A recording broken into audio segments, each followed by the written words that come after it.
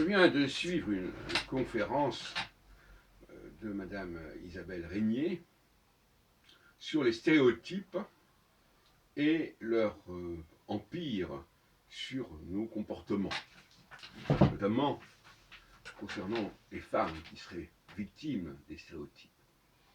Alors, ce qui est assez amusant, c'est que pendant une heure de conférence et de questions, il y a une question qui ne s'est pas posée, c'est quelle est l'origine de ces stéréotypes? Il y a des stéréotypes, et ces stéréotypes, eh ben, éventuellement, on peut les neutraliser.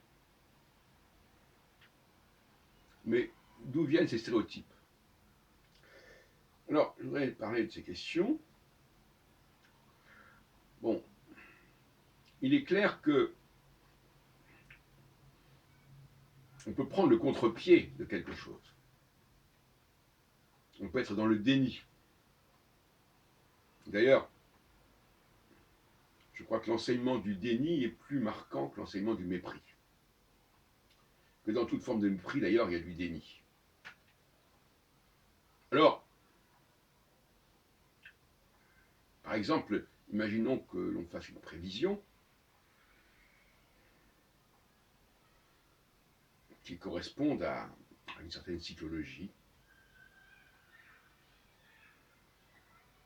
et je vais prendre un exemple plus simple. Imaginons que je dise en hiver il fait froid. Alors c'est un stéréotype quelque part. Pourquoi pas? Il fait froid. En été il fait chaud, c'est un stéréotype. Maintenant, je veux montrer que ce stéréotype, il nous influence. Et que quand nous savons qu'il va faire froid, eh bien, nous prenons des mesures, nous avons des comportements. Nous nous habillons différemment. Nous avons des activités différentes. Effectivement, de la même façon que, j'ai dit, la nuit, on voit moins bien. La nuit, il fait nuit, il fait sombre, il fait obscur. Eh bien, dans le déni, je peux allumer, mettre des lumières, comme on dit, Paris by night. Donc, je peux contrecarrer le stéréotype. Le stéréotype, entre guillemets, bien sûr. Mais comme dit l'adage, chasser le naturel, il revient au galop. Parce que on peut effectivement dire, on va prendre des précautions pour montrer qu'au fond, en hiver, on peut vivre comme en été. Et que la nuit, on peut vivre comme en plein jour. Ça peut fonctionner jusqu'à un certain point. Entre parenthèses, ça exige une grosse dépense d'énergie, de toutes sortes. Il faut se chauffer, il faut éclairer, etc. Donc il y a un coût. Pour le déni, implique un coût.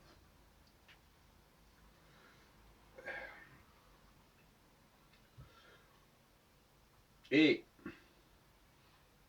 au bout du compte, ça ne tient pas. Qu'est-ce qui ne tient pas? Ben, le déni du stéréotype ne tient pas. Parce que le stéréotype, dans la plupart des cas, il a un fondement. Un fondement souvent très ancien. Et on peut jouer, effectivement, à neutraliser, nier, dénier ce stéréotype. Et prendre des mesures pour que la nuit, il ne fasse pas si on puisse voir aussi bien que le jour, que l'hiver, on puisse circuler dans son appartement tout nu, etc. etc. Et là, on nous dira, ah oui, alors là, effectivement, les stéréotypes sont vaincus. Ça prouve bien que la notion de nuit et de jour n'existe pas, et que la notion d'hiver et d'été n'existe pas. Vous voyez bien l'absurdité de ce genre de discours. Eh bien, c'est la même chose concernant le masculin et le féminin. on peut toujours s'amuser à nier ces différences et à montrer, dans certains cas de figure, que les stéréotypes ont tort. On va neutraliser les stéréotypes, on va amener la personne à ne plus penser, je dirais, correctement, à penser autrement, à voir les choses autrement. Et c'est toute la problématique de la gauche, quelque part, et de la nation, en opposition à la problématique de l'Empire et de la droite, que de jouer avec ce déni, et de pratiquer ce déni, et de donner l'illusion que ce déni fonctionne au-delà d'un certain moment d'illusion où on a l'impression que c'est vrai qu'on arrive à faire éclater le stéréotype.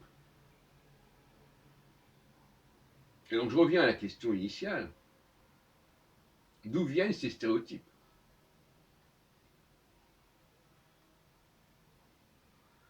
Et alors, bien entendu, quand est-ce qu'il y a vraiment stéréotype? Comment savoir quand il y a ou non stéréotype? Par exemple, sur les juifs, quelle est la part des stéréotypes qui correspondent à une réalité et des stéréotypes qui sont fictifs? Parce que là aussi, il y a plusieurs. On ne peut pas dire que tous les stéréotypes sont forcément faux, la preuve. Donc quels sont ceux qui sont vrais, quels sont ceux qui sont faux? Comment distinguer les vrais stéréotypes des faux stéréotypes? Et est-ce qu'il y a des faux stéréotypes? Voilà le débat. Alors, la stratégie du déni,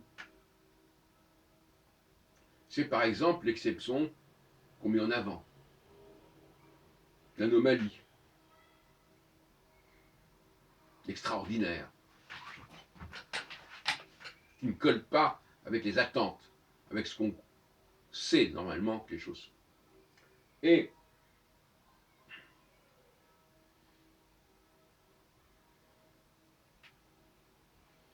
il est clair que on peut vouloir faire mentir les stéréotypes. C'est une occupation passionnante, je dirais même. Montrer que telle idée qu'on se faisait n'est pas valable, n'est pas fondée.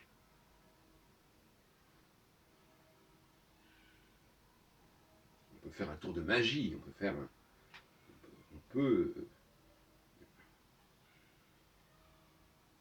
faire illusion et se faire des illusions. Mais comme je disais, le naturel revient toujours au galop.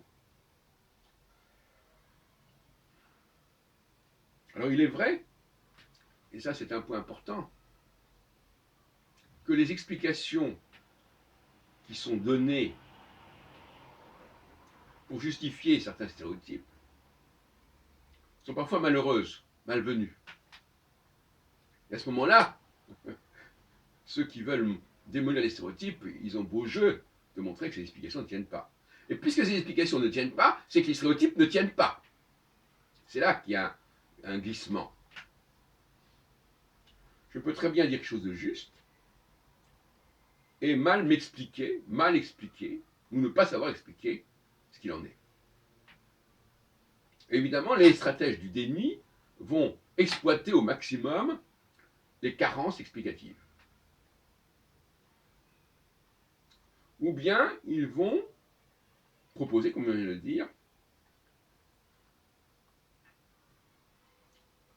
de faire la preuve que ces stéréotypes ne fonctionnent pas, que ce qui a été dit, la façon dont ils sont formulés est malheureuse et ne fonctionne pas. Voilà, ça ne marche pas. Alors ils vont élaborer, comme Madame Régnier, comme tout un ensemble de chercheurs dans le monde entier, des protocoles pour montrer que l'on peut débarrasser dans les écoles, dans les lycées, les élèves masculins et féminins de certains stéréotypes, et que ça va modifier les résultats scolaires, notamment en mathématiques, parce que c'était là-dessus que ça touche, que ça traitait. Alors, on peut montrer qu'effectivement, il y a un phénomène d'anticipation, si vous voulez. Mais l'anticipation, ce n'est pas forcément une mauvaise chose.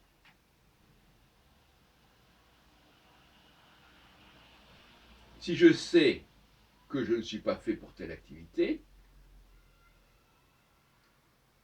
eh bien, effectivement, je ne vais peut-être pas réussir dans cette activité. Mais, si on me dit, mais si tu peux le faire, eh bien, je vais pouvoir y arriver. Mais le problème, c'est, prenons le cas d'un marathon,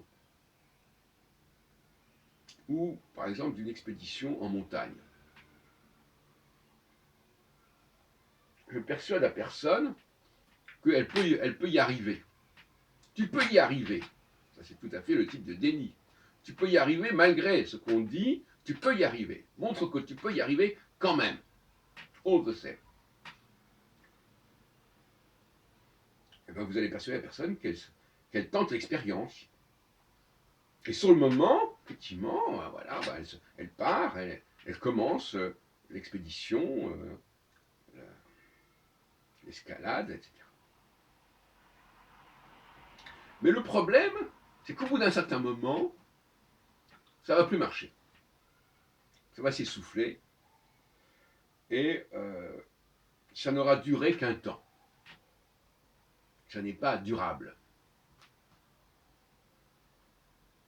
Et les expériences que propose Madame Régnier sont des expériences très ponctuelles. Oui, effectivement, oui, on va faire quelque chose, ça va prendre quelques minutes ou une heure, etc. Bon. Et puis ça s'arrête là. Et dans le court temps, on peut faire beaucoup de manipulations. Dans le court temps, on ne voit pas la différence, dans bien des cas. C'est pour ça que l'expression développement durable est soutenable, soutenir l'effort. Pas commencer seulement, mais un effort soutenu. Parce qu'en anglais, ils disent sustainable, mais pas durable. C'est la même chose. Eh bien oui, à un moment donné, ça ne marche pas. Prenons le cas des femmes qui écrivent, qui disent des choses. Sur le moment, ça peut passer. Et puis, ça ne tient pas la route. Vous savez quoi, ça ne tient pas la route? Ça commence et après, ça ne tient plus la route. Voilà. Ça ne résiste pas au temps. Ça ne résiste pas à l'usure, etc.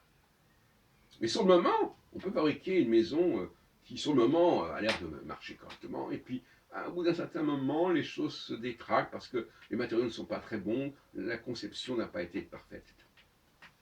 Donc, finalement, voilà, nous avons là l'enseignement du déni. Et on peut former des gens au déni. Comme tout à l'heure, Jules Isaac avait écrit un ouvrage qui s'appelait L'enseignement du mépris à propos des Juifs. Moi, je dis que le déni, c'est un sport presque national, par certains côtés. En tout cas, un sport qui peut être pratiqué par des groupes entiers qui disent on nie ceci, on refuse cela. On refuse cette idée qu'on a des choses. Bon. D'autre part, c'est aussi le problème du préjugé. Ah, les préjugés, ah là là, c'est très mauvais les préjugés. C'est pareil. Les préjugés, les stéréotypes, c'est au fond la même chose. Comme si les préjugés n'avaient pas de fondement. Comme si du moment qu'on avait une idée avant, ça pouvait être que faux. Parce que nous n'avons pas le droit d'anticiper sur ce qui doit se passer. C'est presque ce qu'on nous dit. On peut avoir remarqué un très grand nombre de cas, et sans faire un stéréotype, ou sans faire un préjugé, parce que dans la vie, on est bien obligé d'avoir des idées sur les choses. On ne peut pas constamment découvrir à chaque instant les choses. On a des idées générales, on sait très bien que telle catégorie, il faut se comporter comme ça, ou qu'elle va se comporter comme ça, on le sait. Mais on nous dit, attention, évitons les préjugés, on ne sait pas à l'avance ce qui va se passer. On ne sait plus rien à l'avance. Préjugé. On n'a plus de jugement préétabli, préalable. C'est complètement contraire à la démarche scientifique d'ailleurs, mais qui est même contraire au bon sens. Par exemple, le feu, l'enfant sait très bien que s'il s'est brûlé une fois, il ne va pas à nouveau chercher à jouer avec le feu. Or, s'il ne recherche pas à jouer avec le feu, c'est qu'il a un préjugé, c'est qu'il a un stéréotype. Alors on peut effectivement se dire, ben non, cette fois-ci, ça ne va plus brûler. Et on a par exemple des fakirs qui semblent être capables de supporter une chaleur intense. On peut s'amuser, et d'ailleurs c'est intéressant parce que c'est une façon de dire, eh bien moi je ne vais pas tenir compte des préjugés, eh bien moi je ne vais pas tenir compte des stéréotypes. Et ça donne des révoltés, ça donne toutes sortes de populations qui refusent la sagesse ancestrale, les savoirs ancestraux et les observations qu'on peut faire. Ce sont des gens qui sont inadaptés, qui sont en révolte et qui disent on ne peut rien savoir à l'avance, on ne peut rien savoir par avance, sur quoi que ce soit, sur qui que ce soit. Et je terminerai en disant que ce genre de discours a un coût considérable. À une époque où on s'interroge sur les économies à faire, on s'aperçoit qu'on gaspille beaucoup d'argent. Eh bien, une chose qu'on peut dire quand on dépense à fond perdu. À fond perdu. C'est qu'on sait très bien que ça ne servira à rien, mais on le fait quand même. Parce qu'il y a une toute petite chance que ça serve à quelque chose. Eh bien, c'est ce qui se passe quand on brave les préjugés. On va dire, eh bien, quand même, on va le faire. Et quand même, il y a peut-être quelque chose qui va donner quelque chose. Et puis finalement, ça ne donne pas grand-chose, ou au moins, c'est tellement dérisoire que ça n'a même pas la peine, alors que on n'aura pas investi suffisamment là où ça valait la peine. C'était à fond perdu. Alors, vous savez, le nombre de cas où les gens se sont illusionnés en pensant qu'eux pouvaient le faire alors qu'on pensait qu'ils ne pouvaient pas le faire, ça ne se compte plus. L'autre jour, je regardais un documentaire sur DSK et la façon dont il avait foiré complètement en créant cette structure LSK. Bon. Au début, ça avait l'air d'aller, ça pouvait fonctionner. Il y avait des éléments qui pouvaient faire croire que. Mais c'était des illusions. Et il faut se méfier. Quand quelque chose ne se passe pas comme ça a été prévu, comme ça a été le fait du stéréotype, il y a souvent une imposture. Il y a un truc qui ne va pas.